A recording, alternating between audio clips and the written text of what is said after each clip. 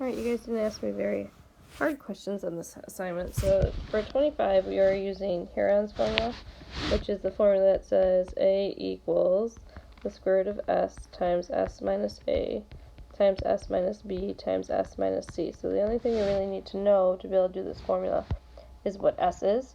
It will work when you have three sides because that's what A, B, and C are. But to find S, you have to remember you have to do 1/2. It's really the perimeter, A plus B plus C. So for 25, if I want to find the area, the first thing I'm going to find is S. So it's going to be 1/2 of 4 plus 2, which is half of 10. And we get that S is equal to 5. So I'm plugging that into the formula. So we get 5 times, it's S minus A, which is 4, and then S minus B, which is 4, and then S minus C, which is 2. And I just simplify it down a little bit before going to my calculator. That's 5 times 1 times 1 times 3.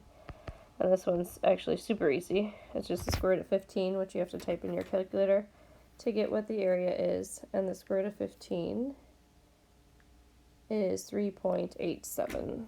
So I believe your book rounds it to 3.9, but 3.87 feet squared since we're doing area. Okay? And then this one was just trying to get you to think about how you could use law of cosines to solve a real world problem, just like we did with law of sines. So just pay attention to what they're asking you for. They want the distance across the lake from A to C. So what we're trying to find in the picture, I'm going to put an X on, we're trying to find that side.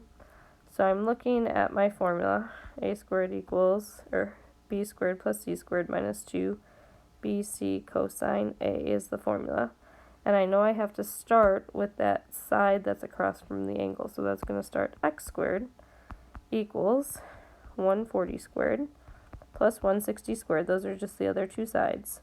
Minus 2 times 140 times 160. And then cosine of the angle, which we do know in this case is 80. And since these are all numbers, I'm going to tell you to plug that all into your calculator right now. And you get X squared is equal to 420,056. And then you would take the square root. Make sure you do that last step to get X by itself. And X is equal to 193.4 yards. And I think it said the nearest yard. So just bump that up to 193 yards. Bump it down, really.